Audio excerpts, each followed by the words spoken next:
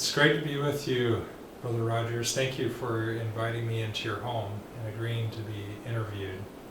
So this is an oral interview with Brother Clark Rogers on the 4th of August 2015 in your home here in Cranberry Township, Pennsylvania.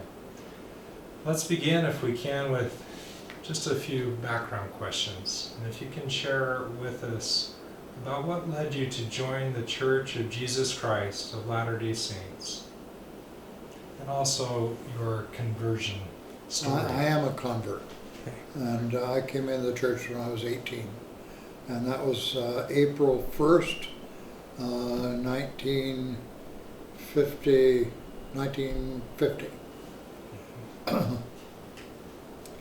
in Olympia, Washington. And I came in the church through the basketball program, and I was in high school at the time, and teenage friends in the branch there fellowshipped me for 2 years. And eventually I was baptized. Thank you for sharing that. What leadership assignments have you had as a member of the church? Would you like me to do that chronologically, starting now, or starting early and coming to now? Well, it's fine either way. So Either way. perhaps from the beginning. Okay. Let's do it. We'll give you a challenge. Yeah. Yeah. I joined the church and immediately went into the Army. And did not do a lot in the Army, but when I got out of the Army, my first calling was to be a Boy Scout leader, Scoutmaster. Shortly after that, I was called as the first counselor in the Stake Young Men's Program. And that was in Seattle. I was in my master's program at school at the time. We came back here to Pittsburgh. I was in that calling all through my master's program, which was 2 years.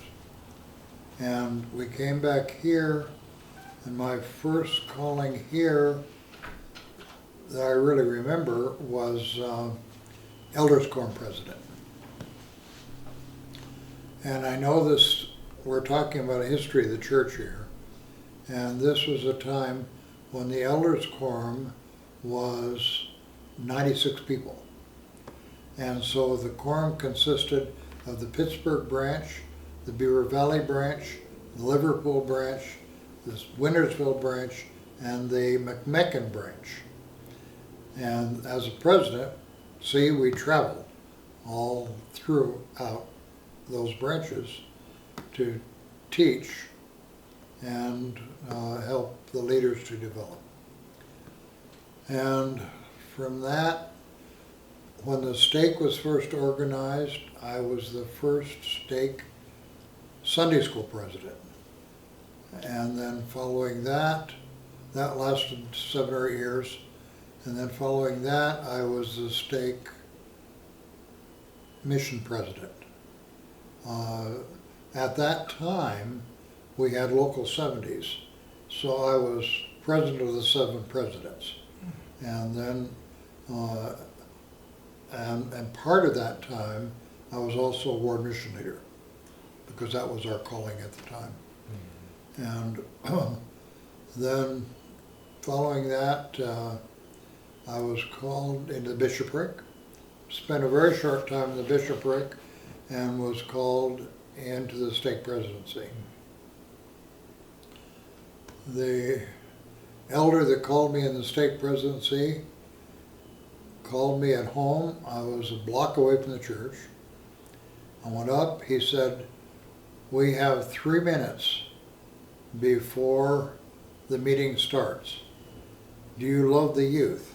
"Yes." "Have you had any leadership experience?" "Yes." I'm calling you to the stake presidency. We then went in and was sustained, and I was there for 8 years. And during that period of time, we worked real hard. And I'd been working on it for years before, the Institute program, because off and on we had Institute leaders. More often than not, they were local teachers, not trained Institute leaders. And that led us to submitting a request for the singles, actually the singles branch. And Elder Featherstone, it seemed like it was overnight, returned that to us and said, you do not want to be a singles branch, you want to be a singles ward. So we redid all the papers and sent them in. It was approved.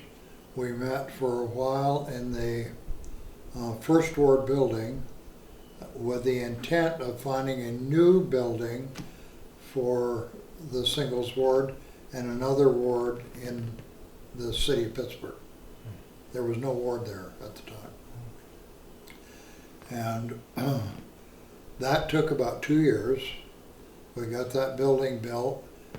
In the meantime, we were released from the stake presidency. I was called to the High Council for about a year, and then I was called to the bishop of the singles ward. I spent 8 years there, and then was called, went back to my ward, and at that time I was an assistant ward mission leader and was called after just several months to be the president of the McKeesport branch, because they were having all kinds of problems.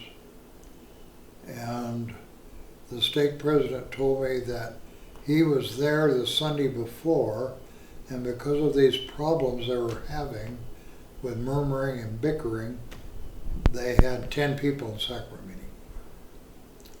So we spent 5 years there and not do, my wife and I, we went together, and not due to anything that I did, but due to the Lord, that branch grew to 107 all during that period of time. And then I was released there. My wife, Barbara, was very ill at the time, and we had to move, so we came out here to Cranberry. And in Cranberry, after about 2 or 3 months, I was called as the Sunday school president. And then after about 3.5 years, released in that, and I'm back again as the assistant ward mission leader. So that's the chronology. What a wealth of experience that you shared. Which building was it in Pittsburgh that you helped build? Was it the Oakland Chapel that you're talking about there, or which building were you referring to? No, I supervised the finding of that property, and I supervised For the Oakland Chapel? for the Oakland Chapel. Mm-hmm. That came about because we could, well, to be very honest, we found 5 or 6 properties over probably a 2-year period. On a couple of the properties that were pretty good, we actually initiated purchase of those properties, but the Lord would not have it. And so we gave up on those properties, and Brother Crago was the PFR person at the time. And a realtor called him and said, I've got 4 properties in Oakland, about 2 blocks off the campus, and the houses there are detached and going to be torn down, be perfect. That's what the Lord wanted. So we started building there. And that's got a bunch of history to it. but especially the neighbor. The neighbor was Kathy, and Kathy, it turns out her husband, her father, built churches all over Pittsburgh. And she has this big, big house there. She was absolutely delighted that those junk houses were going to be torn down and that a church was going up. And just one story about her, I could give you many, but one story. The steeple on our church is one unit. It comes built already. It comes on a flatbed truck. She was so concerned about vandals that she had that truck park in her backyard. She stayed up all night watching it to make sure that no vandals got to it. And then the next day they put it on top of the building. Quite a gal. What was Kathy's last name? Do you remember? Gallagher. Gallagher. Yeah. She was a teacher, grade school teacher in the Hill District. Okay. The Hill District being one of the more ghetto areas in town. But your question was building buildings. I haven't counted them, but I would guess I had a hand in actually constructing 4 or 5 of the chapels. I know I helped in Beaver Valley and Uniontown, Butler, without any question, and there were probably a couple others. Yeah, those are the days when local members were involved in building the buildings. They don't do that anymore. Thank you for sharing that. Question 3, what are some of the greatest opportunities that exist for members of the church in the Pennsylvania area?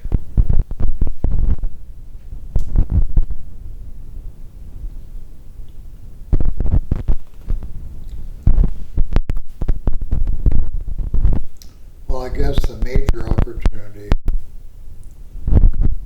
is to return to the Lord with the ordinances that are required to do that. That to me is our biggest opportunity. Is that the kind of thing you're thinking about? I mean, when you say opportunity? Well, it's open. I don't have a preset definition. I think that it's a great opportunity for the saints to gather together, to love one another, and to grow as ward and branch families. There are so many blessings that come with the gospel. Do me a favor and repeat the question, will you? Yeah, of course. What are some of the greatest opportunities that exist for members of the church in Pennsylvania? And by the way, we can edit this, so don't worry. What kind of opportunities? Yeah. So what are the greatest Greatest, opportunities? okay. Yeah.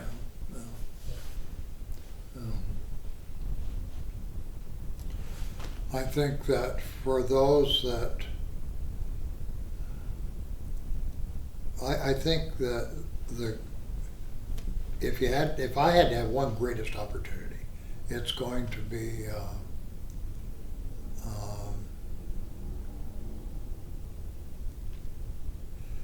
knowing it's going to be spiritual experiences because of being involved as the Lord's covenant people. Yeah, that's the greatest opportunity. There are others like watching the church grow and watching the church become stronger, you know, that sort of thing. Those are it's important that we develop the church in this area. Yeah. Thank you for sharing that. Question 4. What are some of the greatest challenges of the church in Pennsylvania?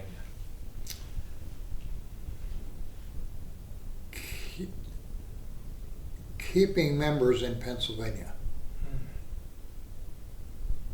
If we kept all the folks here that were baptized, converts that were baptized, we'd probably be twice our size. Yeah, it's very important to do that. And I don't know how to go about that because baptized members want to go to Zion and they have jobs elsewhere and whatnot, but that's a real challenge, a real challenge. The general answer to that question is the biggest challenge is to grow and strengthen the church in every area in Pennsylvania. Yeah, that's absolutely necessary. Another one is to eliminate what we think of in the gospel as murmuring and bickering among members. We have had units shut down because of that. And it exists, I think, to some extent every place, but it's just something we can really work on and eliminate. It's very, very important. Yeah. Next question. Okay, number 5, thank you for that. Share with us significant church history milestones and or events in places where you lived in Pennsylvania. Well, let's see. I think you're asking me what church milestones I've been involved in. Is that what you're asking me? Absolutely. Yeah, okay.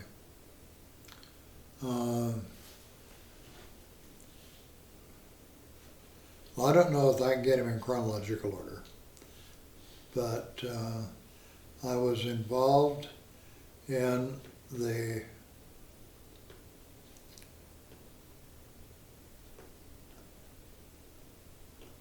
initiation, or here in the area, in the incorporation of the correlation program in Pittsburgh back in the 70s. And of course that changed a lot of things for the better. And I was involved in the organization of the stake from a district, and Which state? the Pittsburgh stake. And So the first stake here. the first stake here, yeah. I was involved and at the meeting and on the stand actually, and I may have been the speaker, when the first Pittsburgh mission was organized out of the Harrisburg mission. And before that we were in the Eastern Atlantic States mission. And that was really back in the late 60s. And in that context, the missions, at least this mission, it was headquartered in DC. And this mission had what was called mission councils, like a high council, but there were mission councils. And Orrin Hatch and I were called to that, and our job was to travel over all of Pennsylvania and parts of New York, Maryland, Ohio, and West Virginia, and establish district and state missions throughout that whole area. We would leave at noon on Friday and come back at noon on Monday, on when it was an extended trip, like over to Philadelphia or something. Yeah. So I was involved in all that, and that was very rewarding to set up those district and state missions. And then I was instrumental in establishing what was then called the East Stake, which is later became the North Stake, because wards were transferred from the Pittsburgh stake to the east stake, which made it a north stake. Oh, and also we were involved with bringing the Wintersville district in Ohio into the Pittsburgh and the North Stake, which would have been Pittsburgh, and the East Stake was turned into the North Stake. Yeah. So I was involved in that, working with assigning wards and helping develop leadership and all that stuff. Yeah. That's about what I can remember. I'm sure there were other things, but they're not coming to mind right now. Yeah. What was it like serving with Senator Orrin Hatch when he was a younger leader here in Pennsylvania? I called him to work with me in another ward calling. And I remember people thought I was crazy because he was a loose gun. He you never could tell what Orrin would do. You know, it was always good stuff, but you never could tell what it was. And a lot of people were sort of concerned about working with him for that reason, you know. They couldn't quite control his actions. But we got along great. We served as what then were called stake missionaries together. And then we served on this district board or council together, and did leadership meetings in all of these and the various district and state missions across the whole mission field. Yeah. Traveled a lot together. Yeah. We still communicate from time to time. His wife, Elaine, and my wife, Barbara, were very close friends. Our kids sort of grew up together. Now, they weren't really close friends, but, you know, they associated at church because we lived quite a ways away from each other. You know. Yeah, but Orrin is a spiritual giant. Yeah. Yeah. Thank you for sharing those experiences. Who, in your opinion, have been the movers and shakers of the church development since its startup in this area? And, you know, please tell us about at least two Well, of them. there are two areas where the church got its real start here. Maybe you could say three, but one would be Monongahela, one would be Coal Valley, which now is Second Ward, and one is Butler. And Monongahela got its start with the Bickertonites, which were organized when Sidney Rigdon left the church and went back down to that area. And then from that,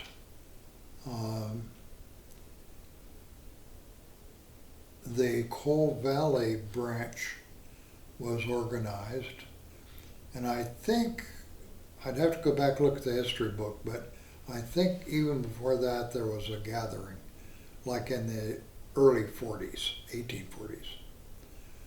But Coal Valley was established, and from that point on, there were branches in the area. Yeah. And that was George Barnes was the president there. And years later, when I got here, and it was 10 years after I got here, either his grandson or his great-grandson joined the church. And that was fun, and then he left the area and went down to West Virginia to live, but with his family. But the significant sister down there was Mother Moran. I don't know her first name. Everybody called her Mother Moran. And she just ran everything. Very, very faithful gal, you know. And in Monongahela, you had the McDonald's, and they're still around the area.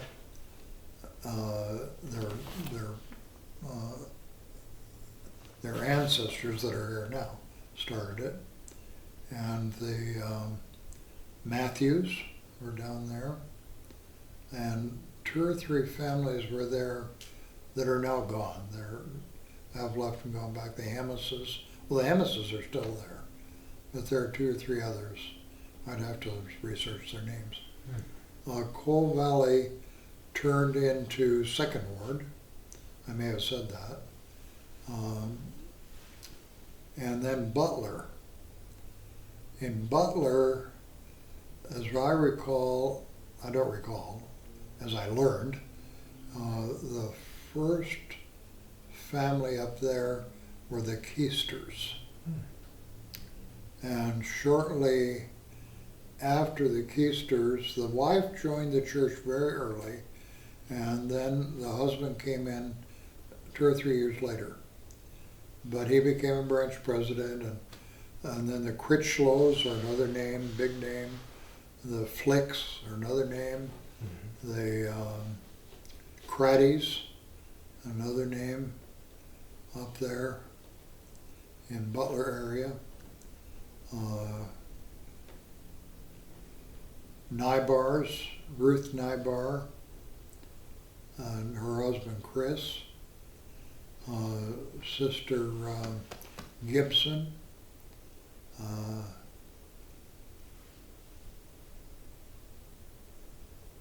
That's a few of them. That, you know, the Monongahela, the Coal Valley, and the Butler areas. So those are the 3 nuclei. Yeah, nucleuses of our that's the sort of area. thing. Yeah, right. They in Pittsburgh. And there is a good history book about this, but in Pittsburgh, some of the early names were President Brady, B-R-A-D-Y, from New Jersey. Actually, he still lives in New Jersey. I heard about that maybe half a year ago. I didn't know that. And there were 2 or 3 presidents before him, just branch presidents before him.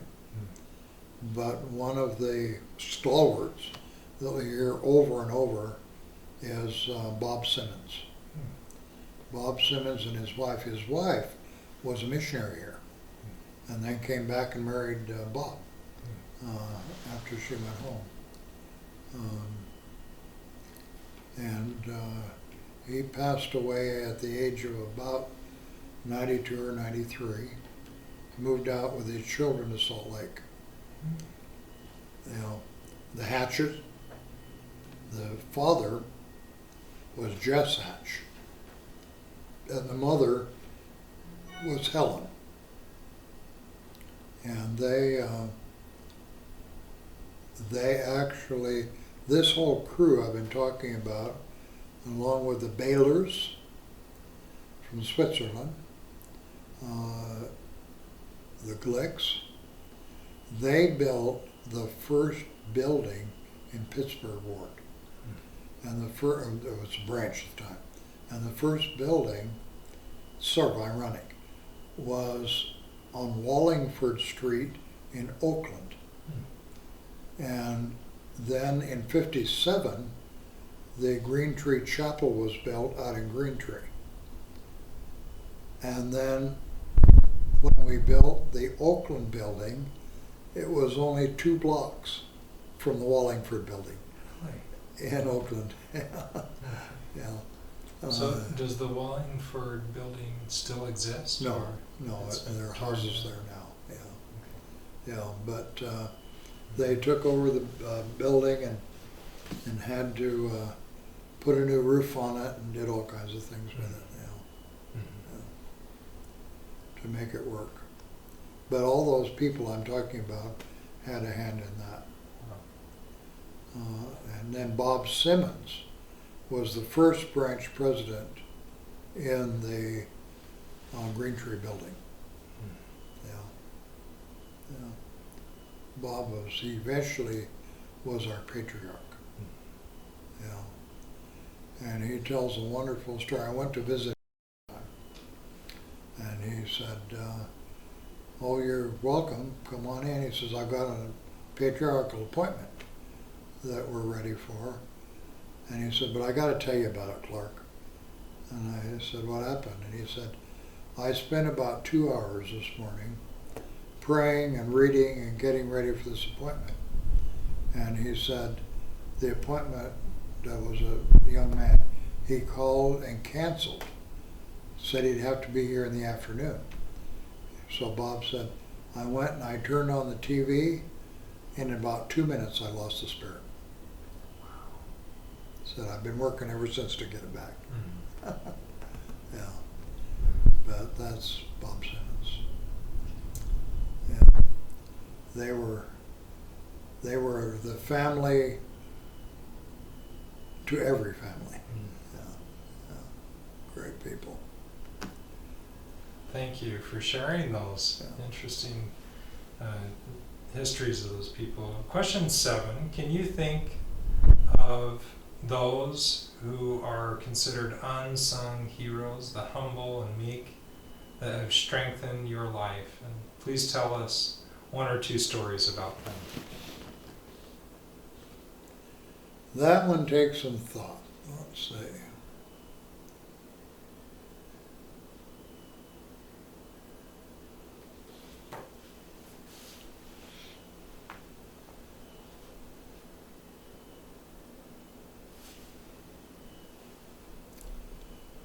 There was Keith Potts.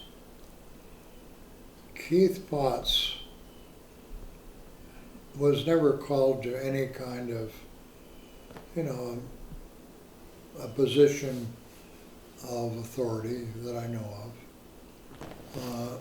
But Keith was a teacher to everybody. And he was one of the best home teachers that the church has ever had. Extremely faithful in that calling, in any calling he had. And he had many callings. But seemed to always be a teacher of one kind or another.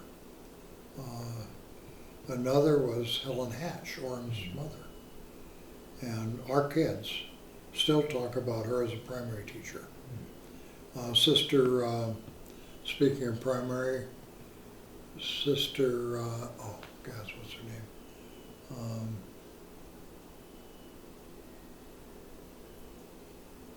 There was a sister that was a new convert.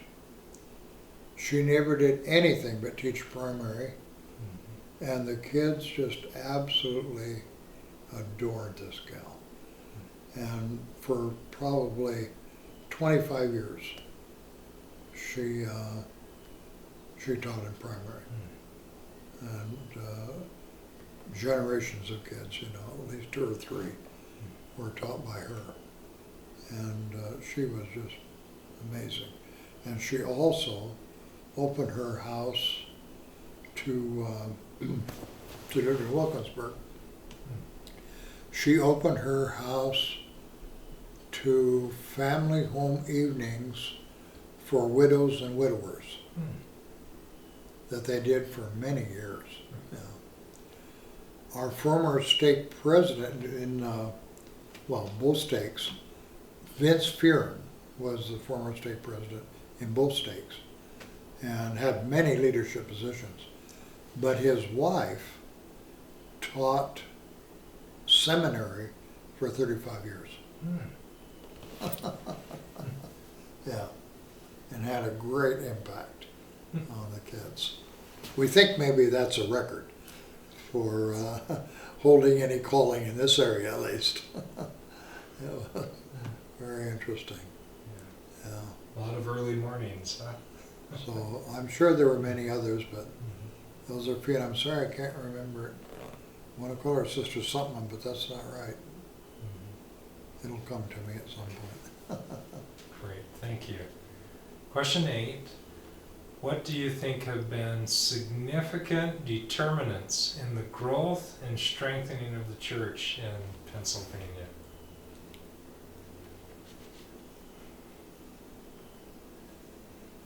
I honestly believe, because of the experiences I've had,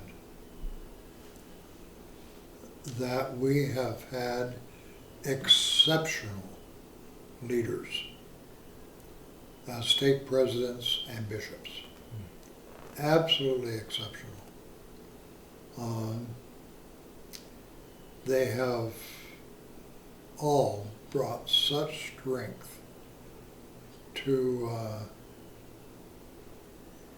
the gospel in this area. And it's interesting in working with them and thinking about them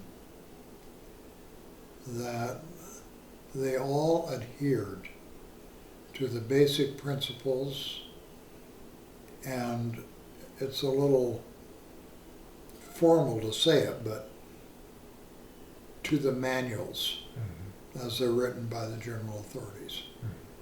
You know, they did not deviate. They weren't afraid to be creative, not at all, but they always followed the manuals. And my observation over all these years has been that Salt Lake visitors, like general authorities, would come and visit with us. And I sat in on many of those meetings. And they would talk to us about things we needed to do, and we'd been doing them for years because of the leadership that we had. Yeah, so I think that's been a major determinant, is having great leaders. I think that we, maybe because of other leaders, but I think that we've been greatly blessed in this area with strong youth. And with this, as the pamphlet says, the strength of the youth has been just remarkable to me. In fact, the youth, I had a youth, many of my most spiritual experiences have been working with the youth. Yeah, they've been great. I think that another, in terms of growth, another major observation is missionaries meeting with member families. Where we saw that happen, it seemed like the growth always expanded. Where that did not happen, it was not as great. Yeah.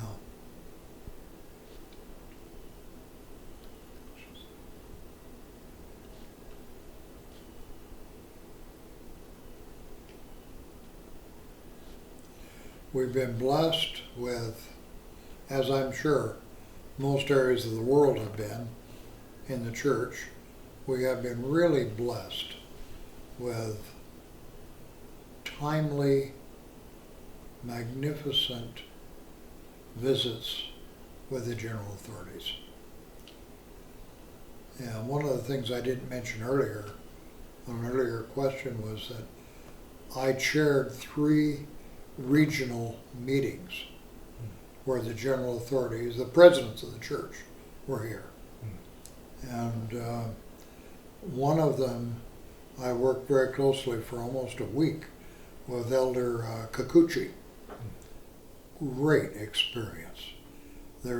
I don't know, I've never met a man that could express his feelings about the Savior as well as Elder Kikuchi could. But he was so thoughtful, just wonderful. Yeah. So I think that has helped in our growth in the area. Thank you. Some of my ideas.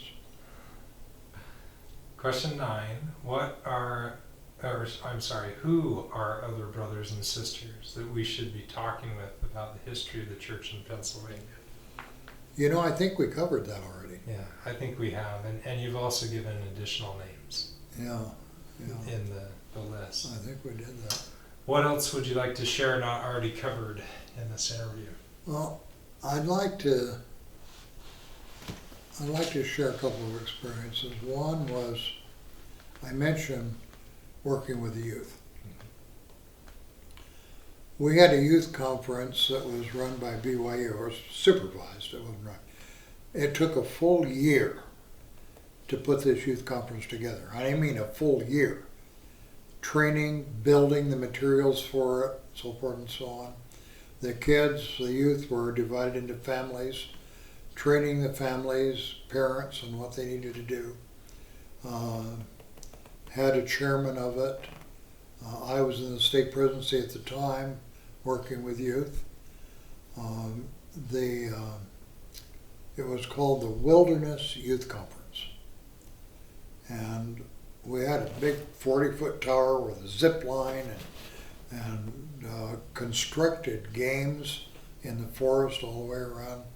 The kids had to walk back about 3 miles after dark to get to the camp. And the next morning, all they got for breakfast was an orange, which didn't make them very happy. And we were all gathered in a forest area. And we were walking out into this field, and the kids by that time knew what was going on, and they could see what was happening in the field.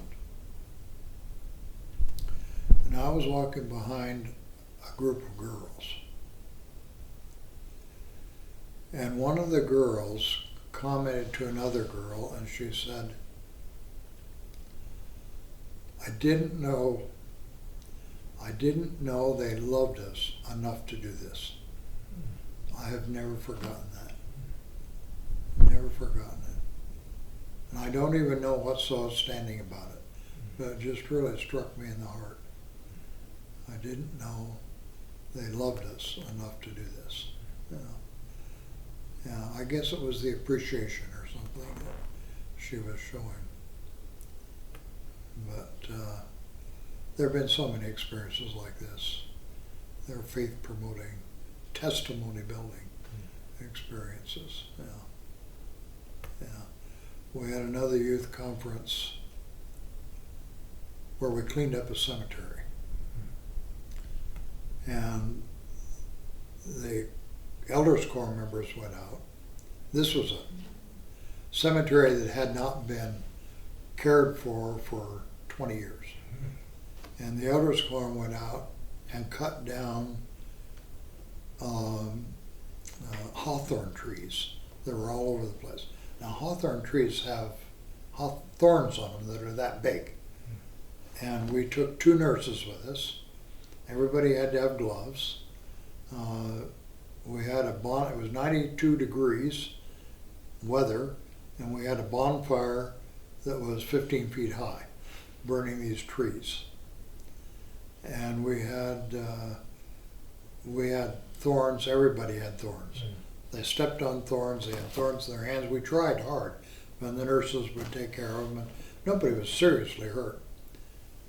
But we were at the testimony meeting at the end, and I was listening to the youth talk, and I was looking at my hands, and my hands had these little red dots all over from the thorns and the hawthorn thorns. And all of a sudden the thought came to me, now you know what the Savior might have felt like with the crown of thorns on his head. You know? And it wasn't just an idle idea. You know, it was really an idea that came with the gift of the Holy Ghost. It was a very special moment. Yeah. That's amazing. Yeah. I could go on and on with that. Okay. Thank you. All right, so that's the conclusion. One thing I think would be helpful for the audience is to share a little bit of the background, which we didn't. You don't need to go into great detail, but if you don't mind, Brother Rogers, share with us a little bit of your background, where you were born, where you grew up, and you mentioned you joined the church at age 18. Perhaps some of your educational experiences too, attending BYU, and you received your doctorate. So you could share briefly just about that. Well, I consider myself to be a Western person, Western United States, but I was born in Urbandale, Iowa, right outside of Des Moines, Iowa. And when I was 6, we moved to Denver, and then we moved all over the West. My big cultural change was going from and when I was in the 6th grade, from a one-room schoolhouse in Arvada, Colorado, to PS 16 in New York City. That was, it was a great experience. It was not a shock. It was just a cultural change. But then we left there and went to Seattle, and then up to Anchorage, Alaska, then down to Seattle, then back down to Olympia. And it was in Olympia where I met high school friends that introduced me to the church.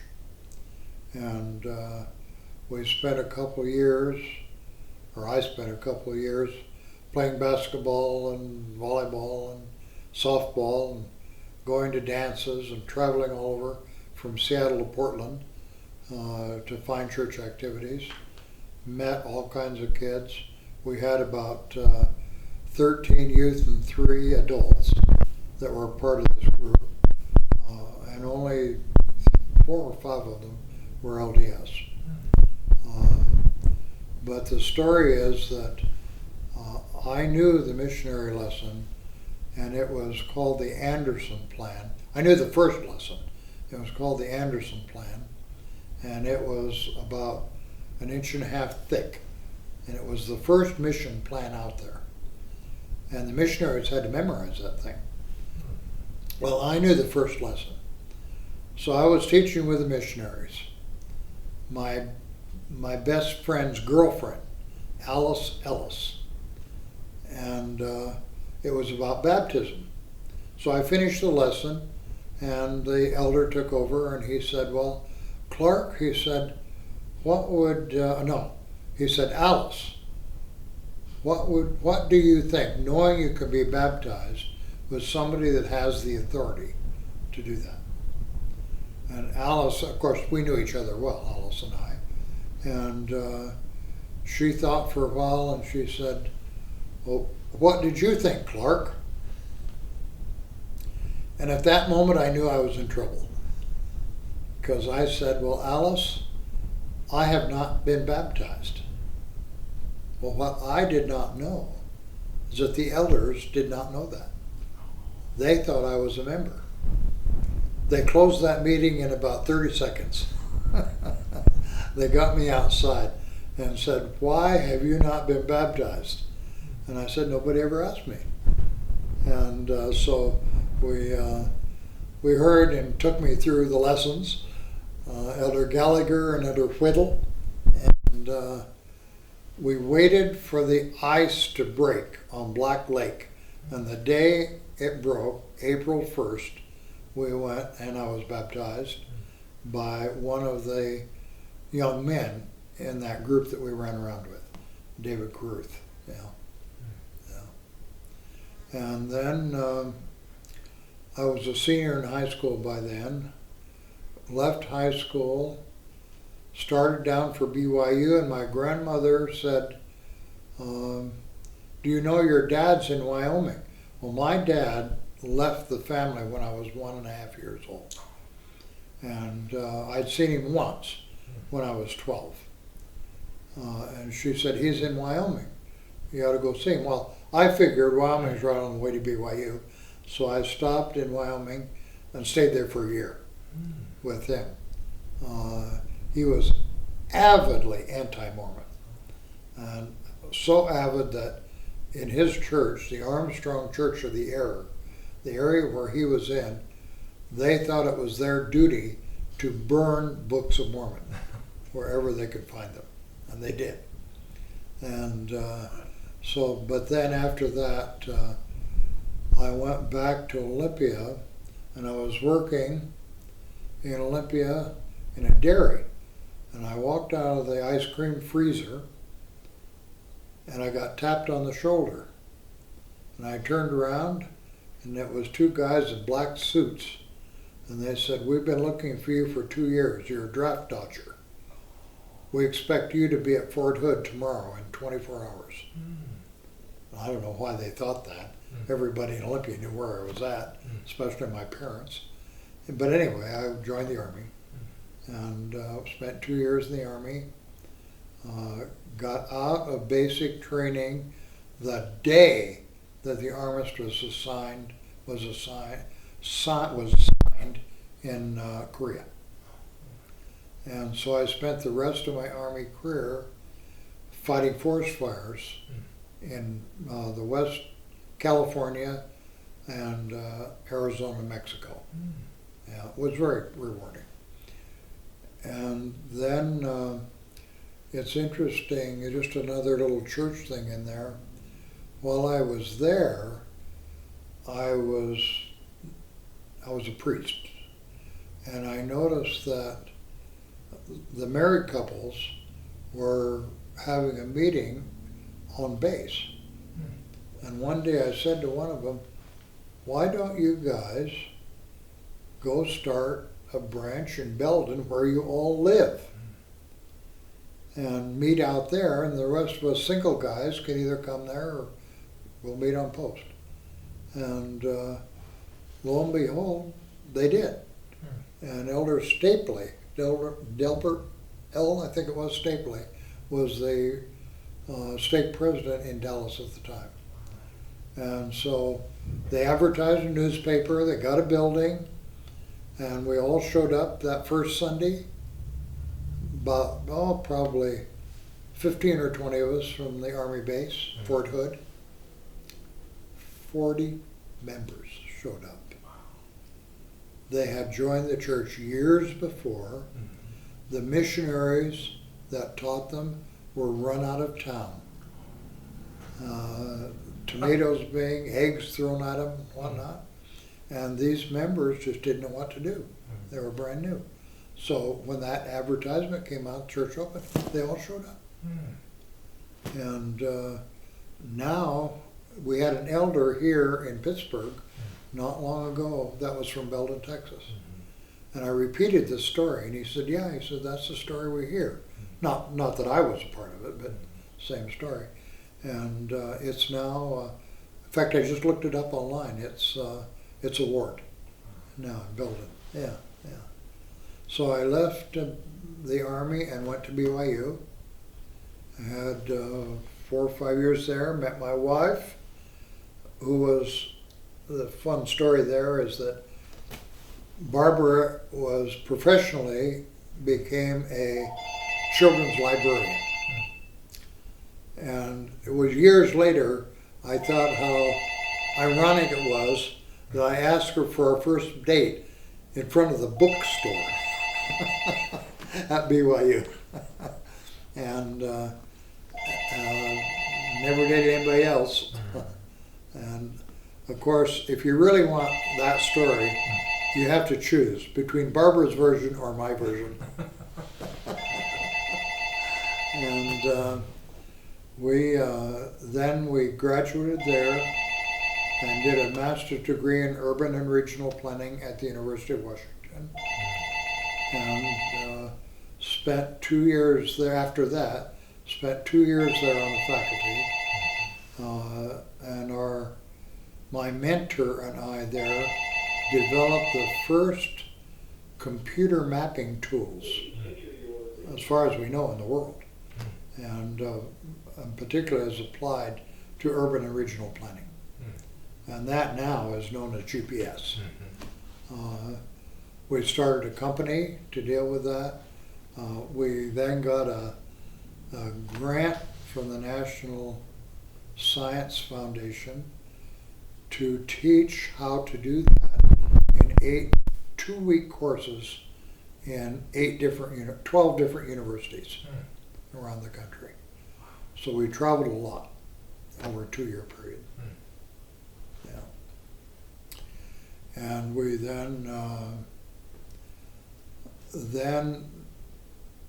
and this is not a story now that I'm proud of, but we then, because of one of those classes, I was recruited by Pitt to come and introduce computers into their urban regional planning public affairs program, which I did. But at the same time, I was supposed to get my PhD. And I never got the PhD. And to make a long story short, looking back on it, the major problem, I was too proud. I figured I knew more than anybody else. Wrote the dissertation, got it all done, had the exam scheduled. Showed up for the exam, nobody else showed up. They decided in the meantime that I needed to have an editor do this, help me with but nobody ever told me that.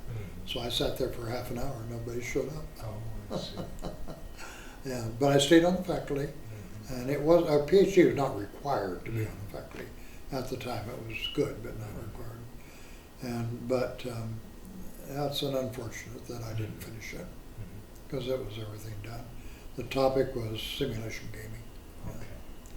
And so then I left the university after 26 years and went as the director of educational programs at the National Flag Foundation, a national nonprofit organization that one of my previous students was the executive director for. And then things worked out so that eventually I became the acting executive director. Yes. And the reason it was acting is because I was retired by that time. And we still work with it from time to time. So that's sort of my biography. Wonderful. Thanks for sharing that.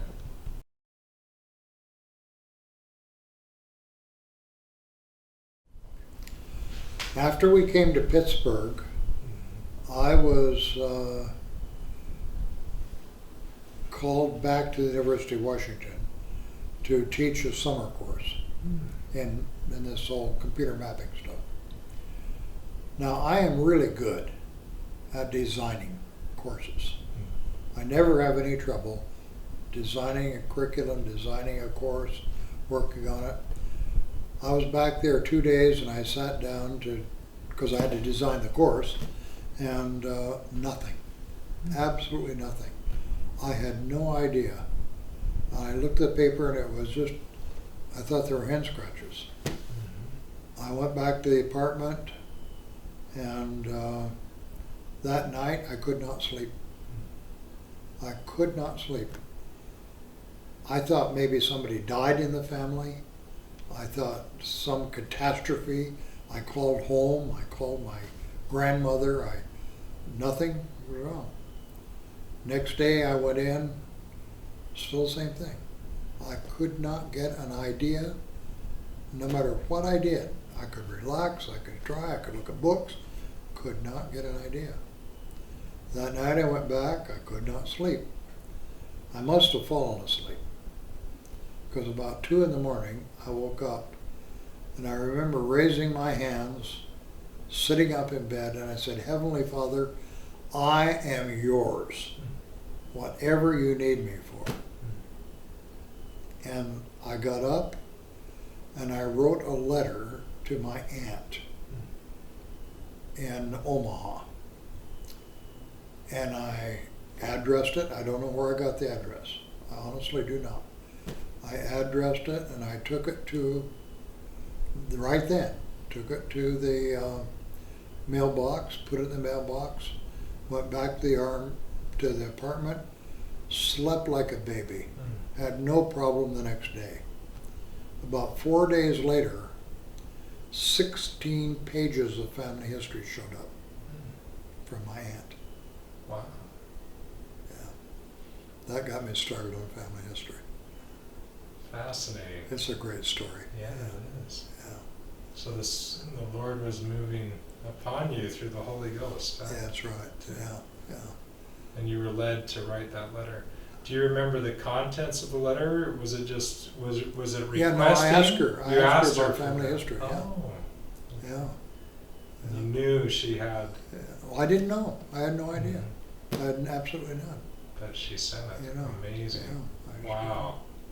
Thanks for sharing. But it also, while I was telling that story, dawned on me Mhm. that